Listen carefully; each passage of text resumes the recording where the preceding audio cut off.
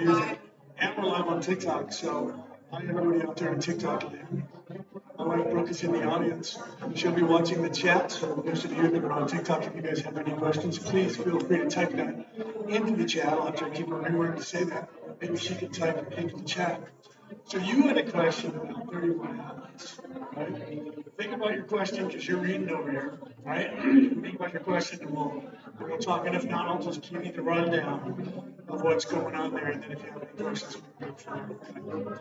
So normally we don't have to worry about having a band over there, but they double booked us and a band over here from the other side. And we didn't find out about it until we were setting up to go, and the stage was over there. So now we're over here. Right? So hopefully you can hear me okay on Facebook.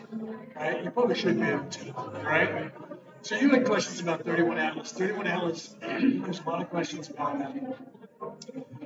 And people do this all the time. 31 Atlas, people are saying we're going to have alien contact, first contact from aliens. We've already had first contact from aliens a long time ago. Long time ago. Okay, so it's not first contact from aliens. 31 Atlas is not an alien spaceship. It is not. It's just a piece of rock that is flying around, and it's been in orbit here, and it's here a while ago. It's coming back now. There's another one called Apophis that just went by.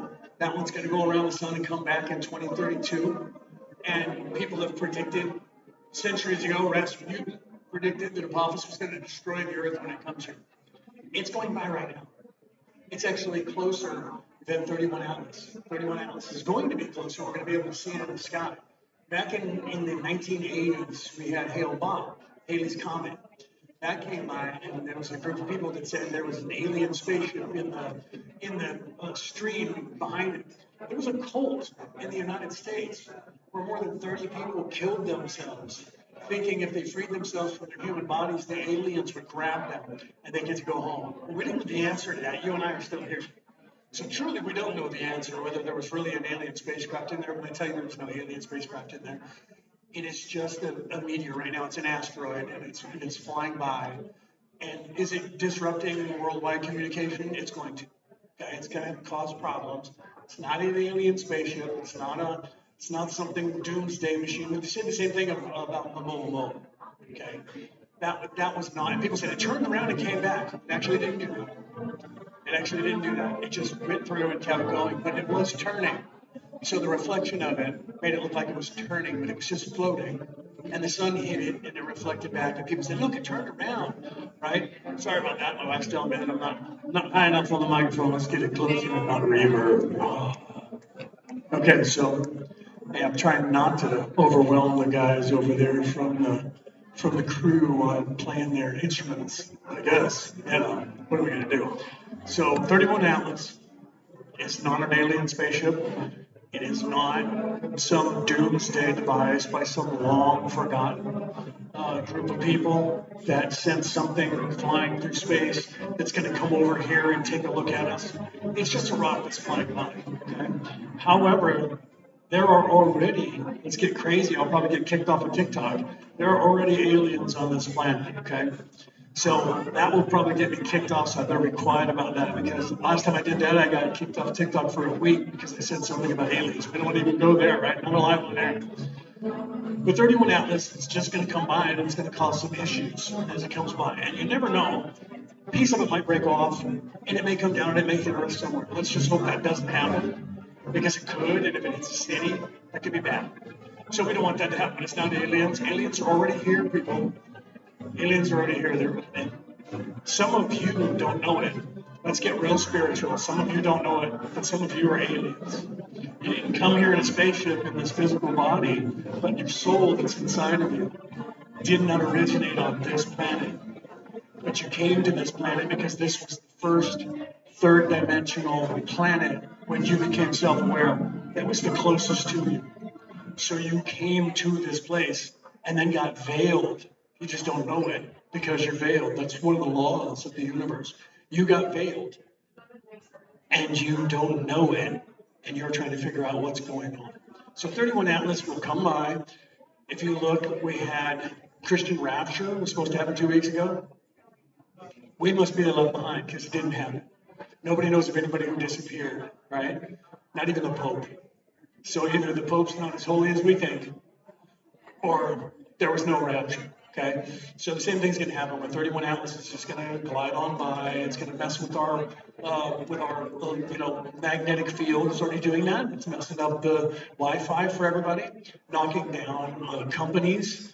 Right, there's companies that are working on their pace with knocking down nationwide, all over this country, the United States, Europe. That's just because of the energy of it as it's flying by, sometimes sunspots, right? So I hate to rain on everybody's parade with 31 Atlas because they always say everybody's out there. I watched a guy on Joe Rogan, and he was saying that some of the things that are happening from 31 Atlas are not scientific, and I was like, he must know he's lying because I know that. I was in physics when I was in college, and I know that what he was saying, he has to know is not true. So for rating's sake, these people are up there going, 31 Atlas has got aliens in it. They're coming here and they're going to be first contact. Well, what are they going to do? Are they going to come down here and say, we are your creator gods, worship us? Are they going to come down here and say, we're here to help you? Right? How many people in third dimension do you know are going to take the time to fly all the way across to another solar system and just say hi? We humans wouldn't do it. We've never done it. Humans who have sailed across the ocean, the first thing they did, look at Christopher Columbus. He showed up in America and went, I like those women and those men need to go. Okay? They do the same thing when they got to Hawaii. People from all over the world, wherever they show up, look at this country, look at America. They showed up and they killed the indigenous people. Humans in 3D don't fly across the universe to make friends. Okay? So any alien who's 3D like we are, even if they're more advanced than us, if they're flying around, chances are they're not flying around just to say hi. They could be. They could be. You never know, right? But everybody's just assuming that everything that flies by us is an alien spaceship, right? And they're going to turn and they're going to come see us. They've already done that. 1948, they already did that. There's proof out there that aliens actually came to this earth already. And like I said, whether you guys know it or not, 86% of the population of souls in the bodies here on earth today are not from here. So in a direct sense, other than physicality, you're an alien. 86% of the people in this room are probably not from here. Okay? So I don't know if that helps you with that 31 Atlas, but I hate to tell people it's going to be a dud. It's going to fly by, and it might have pieces break off. That might hit the Earth. We're going to see a nice streak in the sky. We're going to have disruption of electronic communications, and then it's going to fly by, and people are going to go, well, that was that. That's what happened with Halley's Comet. Same thing happened. Everybody just predicted the end of the world, war, strife, demons, UFOs, and it flew by. And nothing happened, except for the people killed themselves.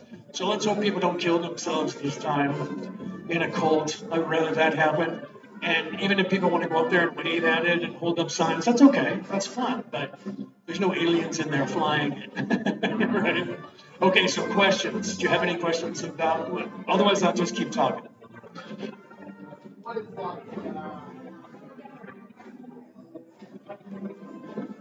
I'm just wondering, what is the proof of, your stats, I guess, of, 86%? Proof of that. That's hard to prove, but you can actually unlock that information and figure that out, okay? Here's something to think about. The population of this Earth from 12,000 years ago until 1981 never went past 2 billion people on this Earth.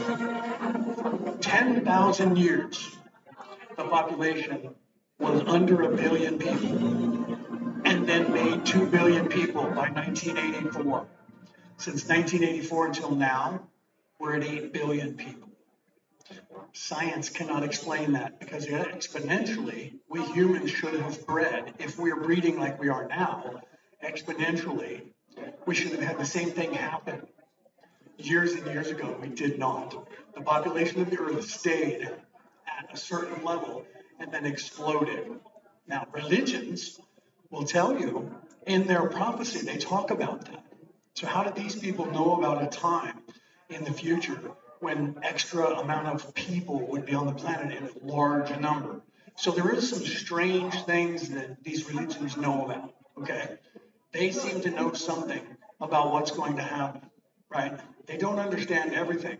However, to answer your question, if you look at, there are 6 books from a group calling themselves the LL Research Group between 1981 and 1984, using channeling.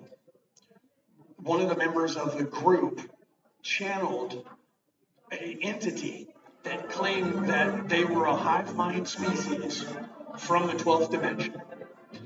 And that species from the 12th dimension also told about them. The first thing they said, who are you and where are you from? They said, we are Ra.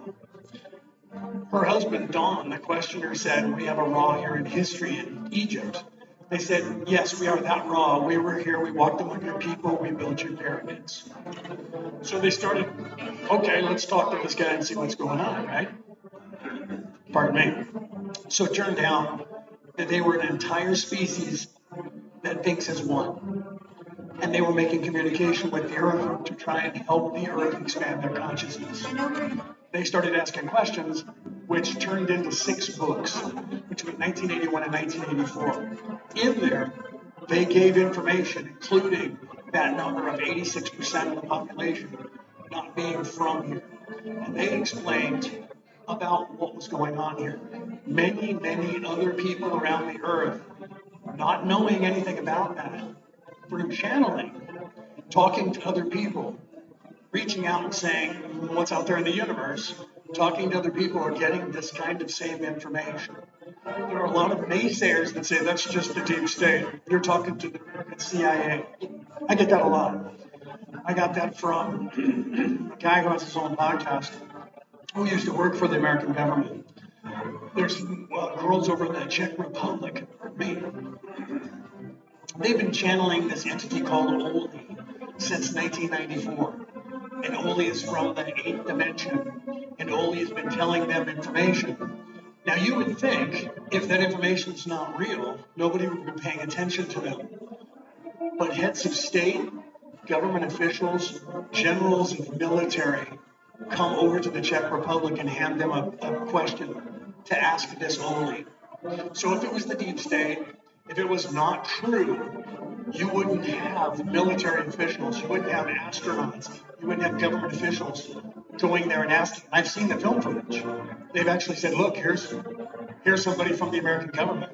Here's an astronaut from the American government that is here, and they're asking us questions to ask this entity.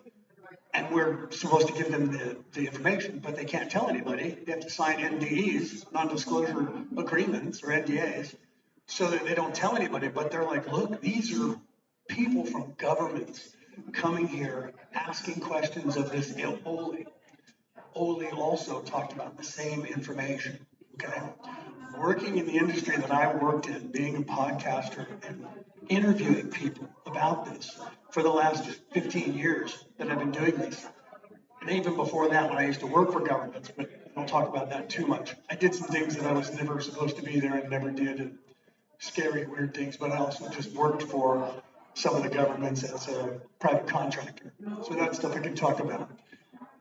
People would come to you and say, listen, I know about some things that are going on, but I can't tell the world about it. Being in the place where I am, with the voice that I have, people come and tell me these things. And you would be surprised the amount of things that I have been told from these people. Like, for instance, in Roswell, New Mexico, 1947, there was no alien incident there. They said there was no spaceship that crashed, and it was nothing, and it was a weather balloon. Okay. In 2015, I was given a video that was put together by a reporter who got information from the woman who was the nurse at Roswell, New Mexico at that time, who was able to communicate with a non-alien that didn't exist, that didn't happen. And she was working for the government, communicating with this alien and asking questions from the CIA, the deep state, in the next room, the government officials. They would hand her questions, she would ask them, The alien would implant it into her head, the answer through telepathy, and she'd write it down and give it back to them. That went on for 3 months, and the government says it never happened. But before the woman died, she was in Scotland, and she was going to die, and she said, I'm going to die of cancer. They can't do anything to me. I signed a non-disclosure agreement, and here's all the information that needs to get out to the world. And a reporter took that information and read it and filmed it and then gave me a copy of that. And he put it on the internet for people to see.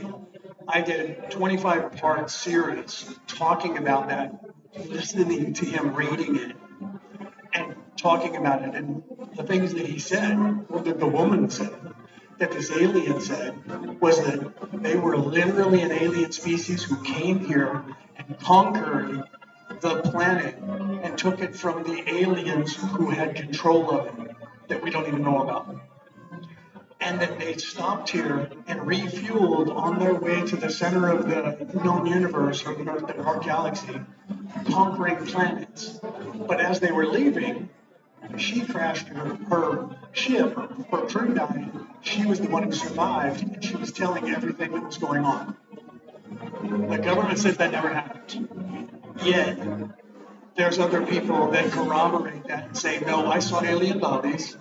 That really happened. All of the stuff went to some other military base, and there was this one alien that survived. But the government goes, didn't happen. None of that happened. So everything ends up being a matter of what we want to believe, whether we believe that that really happened or if that woman, whoever she was, made it up. Right? I don't know if the woman made it up, but she was that woman. That much I have corroborated. So she really was the woman that they claimed didn't exist. And it really was her. So that part I know is true. Did she make that up? Why would she wait until just before she's going to die and then go here? She's not making any money. She's not getting any fame. She has nothing to win from, right? Other than maybe people are going to, remember her forever, right? But thank you. Sorry about that. The lights up here make me sweat, and I have no hair. So it's just running down my face. So each of us have to, unfortunately, take a look at these things and then decide for ourselves whether we believe them. Okay? But if you look at these things that people are not saying from events that didn't happen from around the world, I ask this question to everybody when they say, if aliens exist, we need to get disclosure from the government. And I said, why do you need a federal government to tell you if aliens exist for them to exist officially or not? They exist. It depends on the country. So when I'm in America, we hear that every other country has already told their citizens that aliens exist, but the American government won't do it. I come over to Australia, and Australians say, every government out there has already told their citizens aliens exist, but the Australian government won't do it. So everybody in every country says, every other country knows aliens exist, but our government won't tell anybody about it. Why do the governments need to tell us about it? For it to be real. Do I wait until Donald Trump tells me that God exists? Right? Think about that. Do I need the government of Australia to tell me that God exists? I can't wait for the Pope. He would be the first one you would think would want to tell us that. But even the Pope's, well, the Pope does. He comes out, in nomine Patri Filii, tells you that God exists.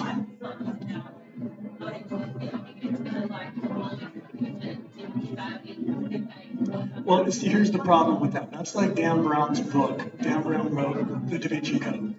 He studied a bunch of books, which I also studied, so I loved his book because he said, what if that's true? Pondering that exact question. The theory, real theory in real life, is that Jesus was in fact married to Mary Magdalene and that they had children. The Bible was changed and no one knows about that. And people say, well, that's just a conspiracy theory. And I say, I'm a theologian. I study religion.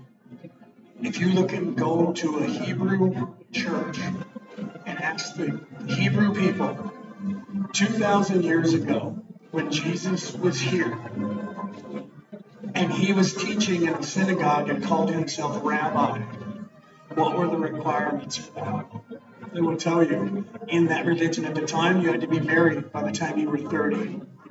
You could not call yourself rabbi and teach in the synagogue unless you had a wife, if she had to have children, or be pregnant. Because the rabbi, a teacher, cannot give you or her any kind of advice about children or marriage if they've never experienced it. Further from that, if you look at some of the Bible scrolls that were taken out, books like the book of Philip, the book of Mary, which are out there, we found them in the Dead Sea area in 1948. In those books, and Dan Brown put it in his book, which was in the movie, in the book of Philip, Philip said Mary Magdalene was Jesus' companion. Today, she can be my companion. You're my companion. We hang out. We might travel together. 2,000 years ago, that literally meant spouse. Also, when Jesus went and met all of the disciples, he said to Peter, who was Simon, he said, I'll make you a fisher of men. Follow me. Matthew, follow me. When he met Mary Magdalene, he called her by her name. And she turned around and she said, who are you? And he said, none but the Creator would know your true name. And she said, who are you? And he said, you are mine. And then she started crying and then she hugged him. Okay? He didn't say that to anyone else, but he said it to Mary Magdalene. Why would he say, you are mine? Pointing at Mary Magdalene. And then why did she start crying and run over and hug him? No one else did. There were 9 women who followed Jesus, written out of the Bible except for Mary Magdalene. Here's another thing that was changed. In Roman law at the time, you could look this up, because it's history. If I'm being tortured by the Romans and I bleed, the family members of mine are responsible for cleaning the blood up off the floor. If you look at Mel Gibson's movie, The Passion of the Christ, he shows you in there. This is a scene Mel tried to put in there to show you. Because if you read in the Bible, there were 3 people helping clean up Jesus' blood. 12 disciples, nowhere to be seen. 9 other people following Jesus, nowhere to be seen. Holy Mary, Jesus' mother, Mary Magdalene, and John, the disciple. Why were those 2 people helping and no one else? Because they were family members. John was Jesus' younger brother, and Mary was married to Jesus. That's why she was there. So the contention in Dan Brown's book was, what if that's true? So you look in history, and there's a book called Holy Blood, Holy Grail. Dan Brown read that. Mary and her knights, the Mary Magdalene scroll, Philip, Judas' scroll. Judas wrote a book, by the way. Okay, we found those. They're out there, but the church says those aren't real books. They're not part of the church. They're not part of our religion. The Council of Nicaea in the year 390, they got together. Constantine said, we need to have one Bible that preaches the same thing. So they called all the churches in from around the world. The Eastern Orthodox Church showed up with their books. The Ethiopian Church showed up with their books. The Christian Church showed up. And then they started editing the books. They were taking books out. Some of those people said, no, you can't do that. The Eastern Orthodox Church stormed out. The Ethiopian Church stormed out. Constantine took the books out of the Bible, said, here's our new Bible, made it the official religion of Rome. And that's the religion that's there. Come forward in time, Dan Brown's book. Come forward in time.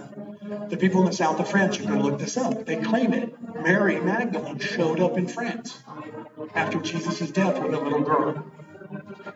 And when they said, Mary, who is that little girl? She said, this is my servant. Her name was Sarah. Sarah in Hebrew means princess. Strange enough, could be a coincidence. That servant grew up to marry a Merovingian prince and became queen of the south of France. It was said that that girl could heal with her hands and talk to animals, and so could their children. This is history in France. Then, about 800 years later, Mary started a church. So 800 years later, the church was teaching what Jesus was teaching. The church said, the church in Rome is wrong, and it's been stolen, and it is corrupted, and it is evil, and it's not what Jesus was going to teach. This is wrong. Mary's teaching the right way. So the Pope sent knights over to the south of France and murdered 2 million people to shut them up. Well, they noticed because somebody, 3 knights, escaped and took the information inland to Rennes Chateau. All that's in Dan Brown's book, which became a movie. That's real history. That's why he wrote that. So what if Jesus was married? What if he had children? If Jesus had children, it's possible that somebody on this earth today is a descendant of Jesus Christ.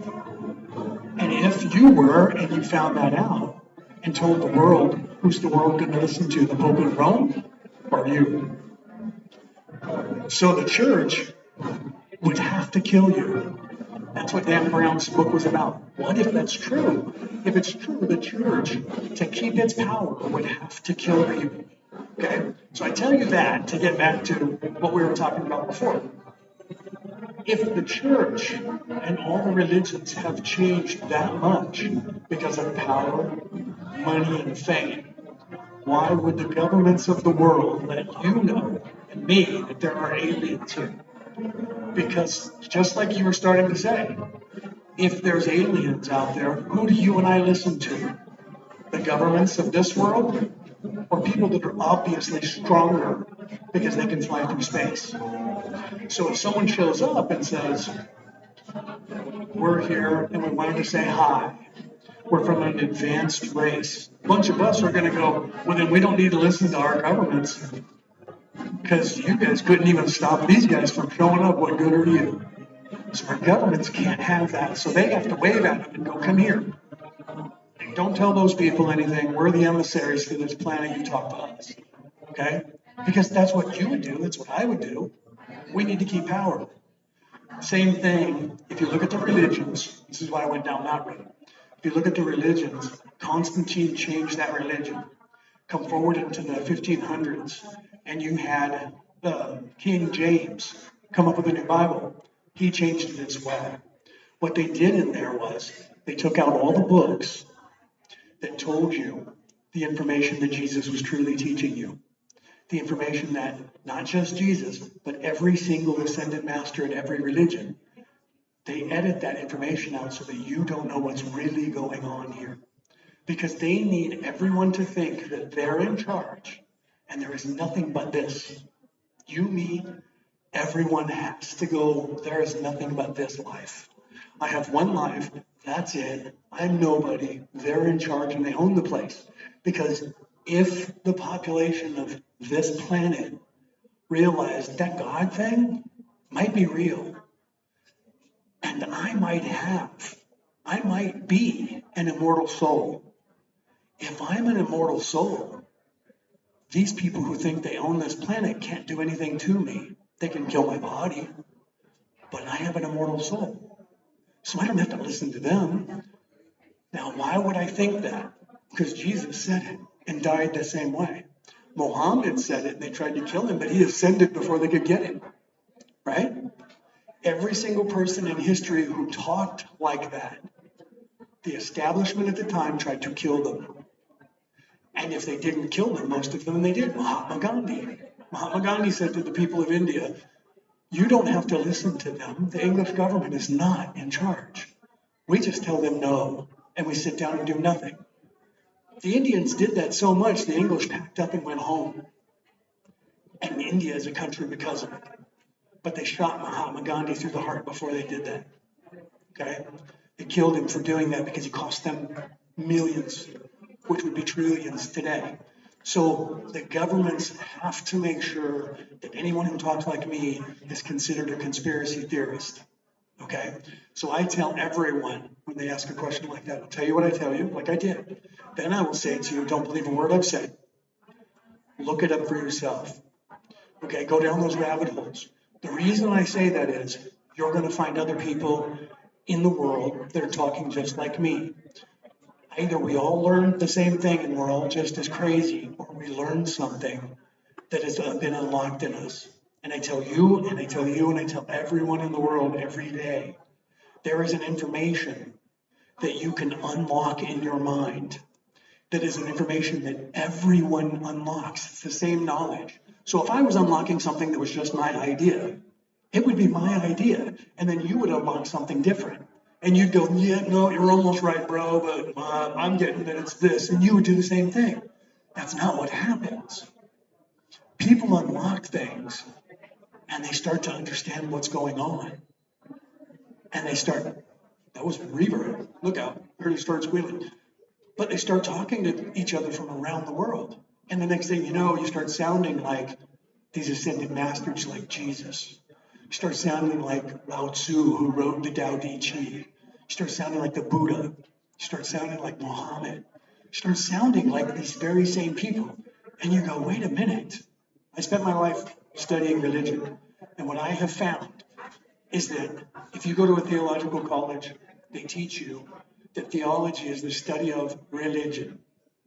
It's supposed to be the study of spirituality, but it's the study of religion. So what they do is they get you convinced that you're supposed to look at religion on its face and go, well, the Hebrew religion has the story of the flood. Well, you know, the Mesopotamians had a story of the flood. They must have borrowed that when they were inventing their religion, right?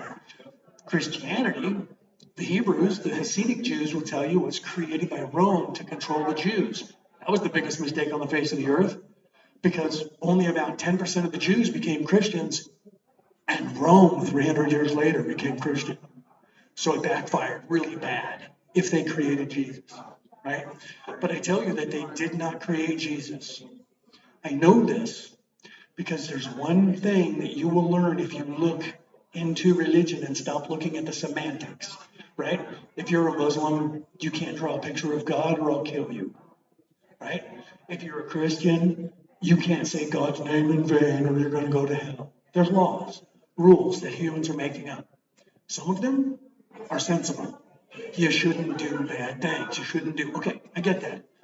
Moses goes up on the mountain and God gives him 10 commandments. He hands those to the Hebrews. 800 years later, those 10 commandments are 6,000 laws. Where did they come from? Do you see? But what is the same? There is only one story in all of history that has never changed. If I tell my wife a story, and then she tells you that same story, there was a game show in America where they did this, where we would all have headsets on, we couldn't hear each other. And then the host of the show would tell a story to one person, and then that person would tell the story to the next one, and only those two could hear each other. And then that person would go over here and tell that one, and then he would tell me, and after 4 or 5 people, I tell the story back to the host. 100% of the time, the story changed so much that you would only have 3 or 4 words that were the same. Because we humans don't see reality for the way it is. We see it for the way we are through the eyes of all of our experiences and our memory. So we make decisions that way. There's nothing wrong with that. We're supposed to be that way.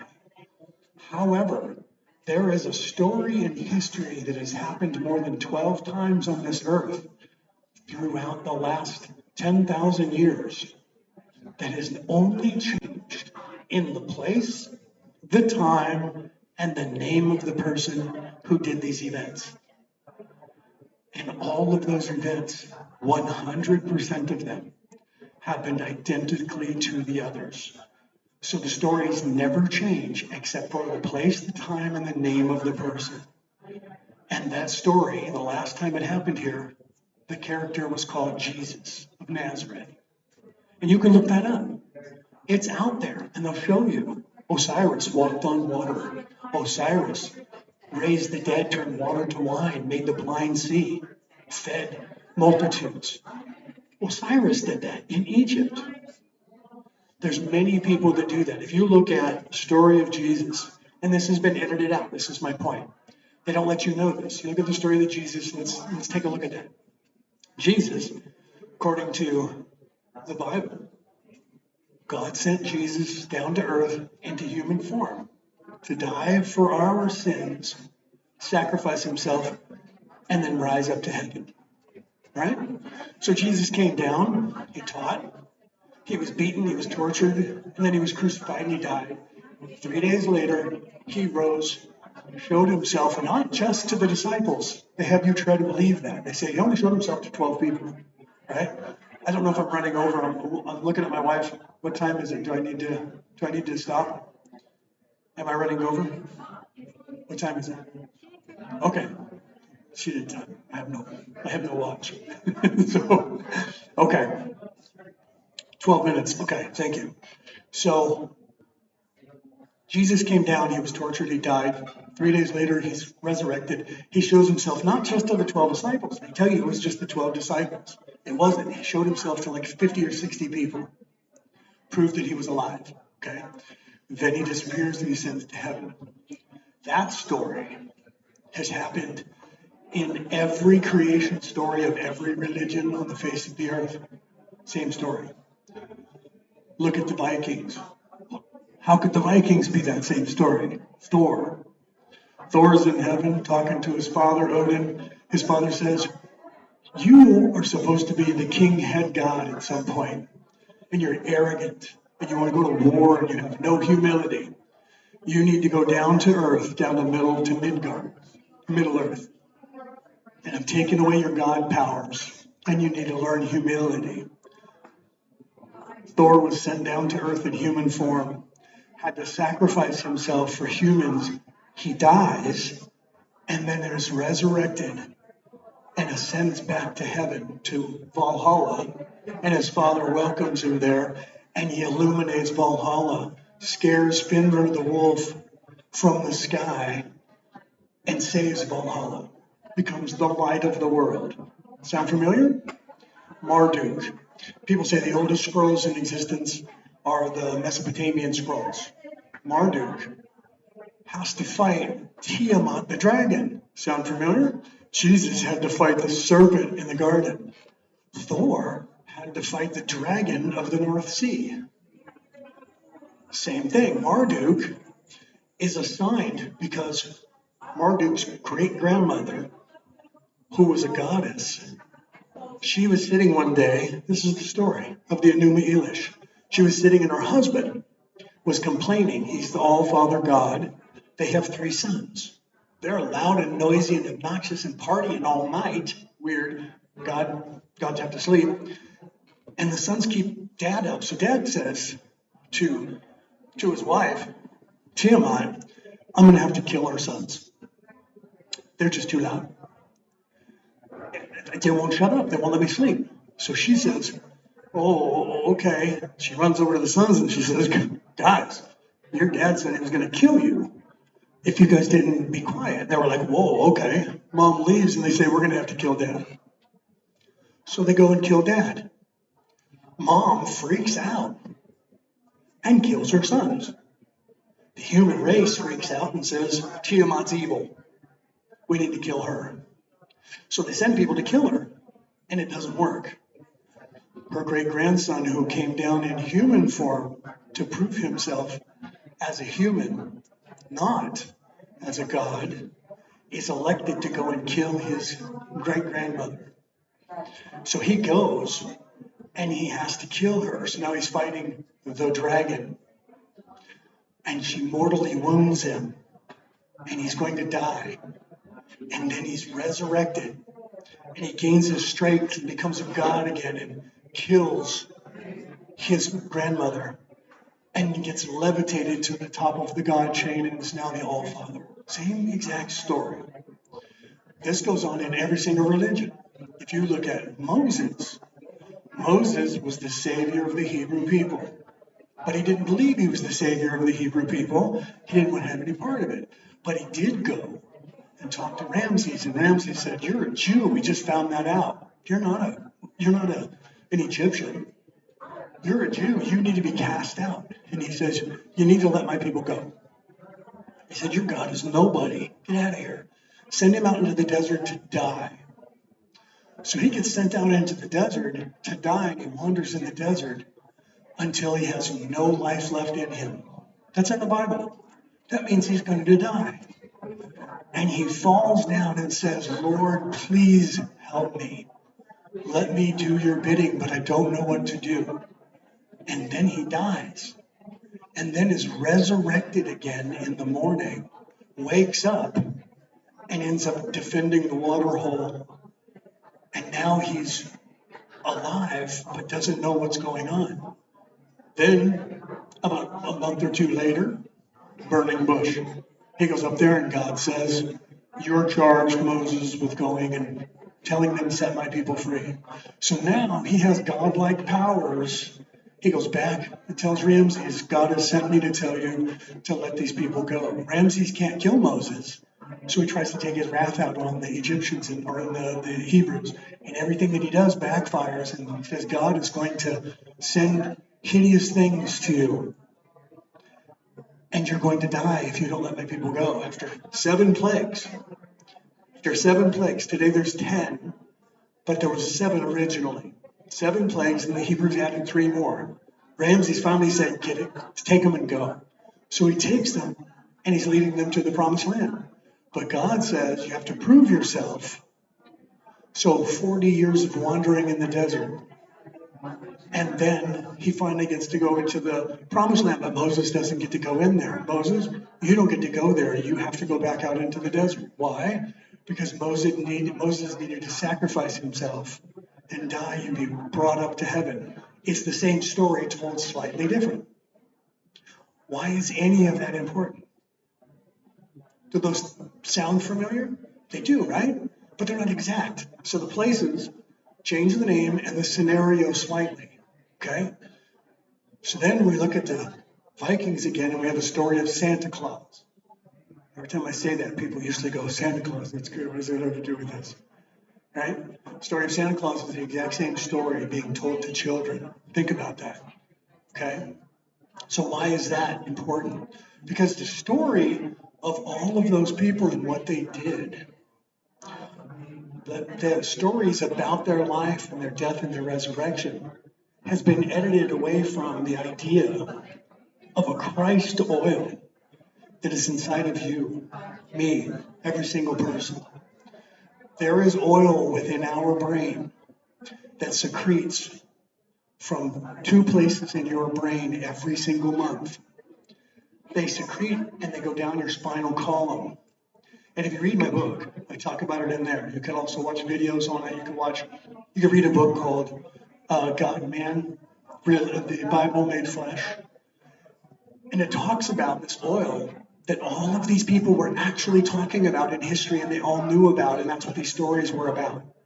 They were about teaching you, me, and everybody else that there is a Christ consciousness within us. So Jesus became a Christ. He was Christed. It wasn't his name. His name wasn't Jesus Christ. It was Jesus of Nazareth. In fact, it wasn't even Jesus. It was Yahweh. It was actually Yahweh, depending on whether you're speaking Sanskrit or Hebrew or Farsi or one of the languages that derive from that, including Yiddish, the Hebrew speak. So we translated it to Jesus, right? People will say it doesn't even mean that. It actually does. Jesus, if you say it in the ancient language, is Yahshua, right? So we know that his name was Yahshua, but people today are like, it wasn't even his name. That's not important. What's important is, what was the story about? The story was about this Christ oil that is within all of us, okay? And it secretes from our brain every single month, depending on what your sun sign is, okay? I'm a Virgo. So if you know what day you were born on, you know what month you were born in, you know that you're, say I'm a Virgo. I can look up on the moon lunar calendar and see when the moon is going to be in the sign of Virgo.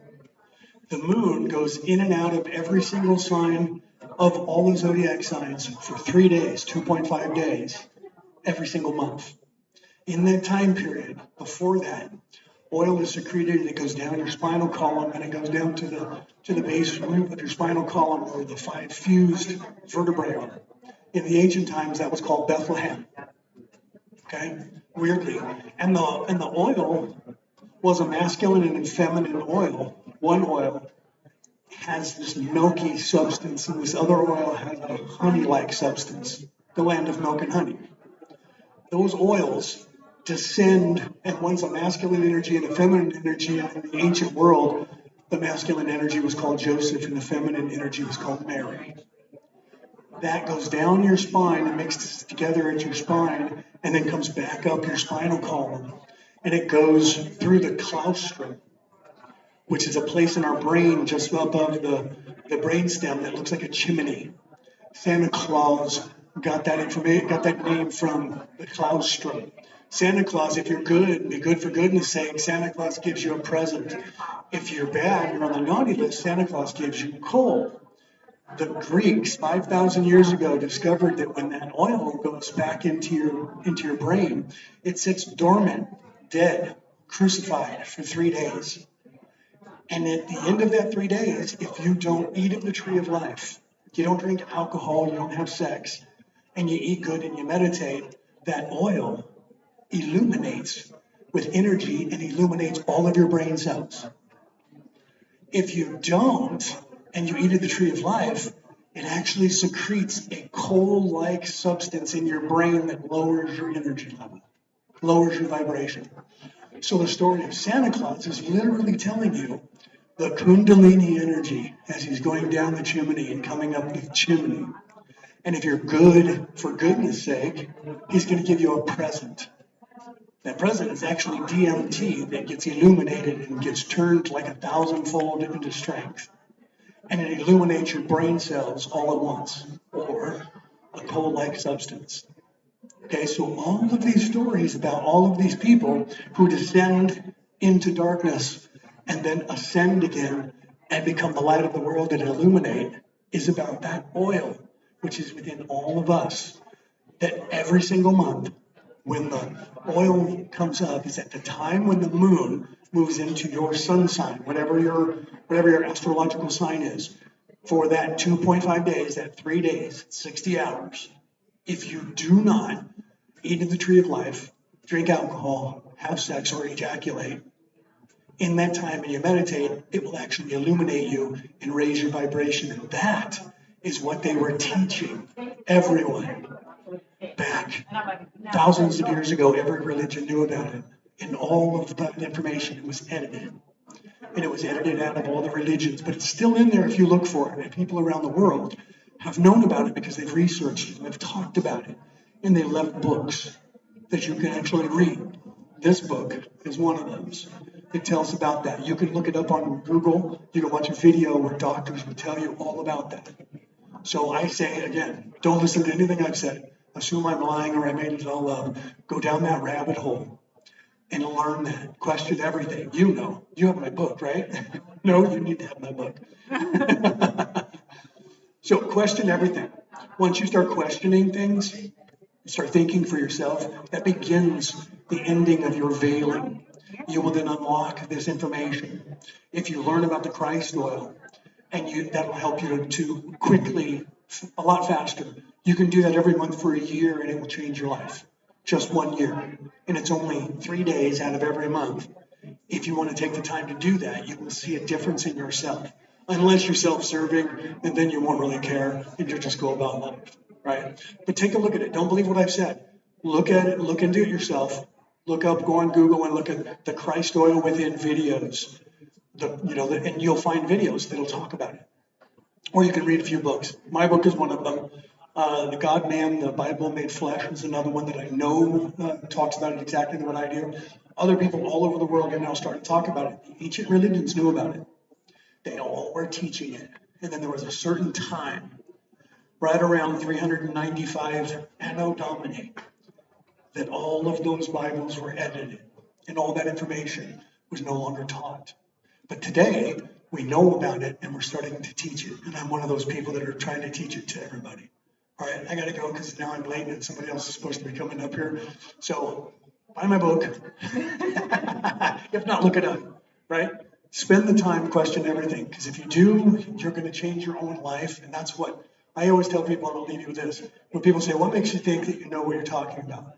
I say, I'm not here to sell you anything because I can't make you believe anything. The only thing I can hope to do is to get you to start thinking for yourself. Okay? So start thinking for yourself, question everything. Don't believe what they tell you. Look it up. Find books. Go and find books. They're editing the AI is editing the internet. Go and find old books and pick those up and read them because you're going to find that things have changed. I took a Bible now, the New American Bible, and the King James Version, put them side by side, open them up and read them. Then find an older version of the Bible from King James, do the same thing. You'll see that they've been edited. Not just reworded so that you can understand them, edited. All right, guys, I got to go. Have a great day, right? Thank you for being here.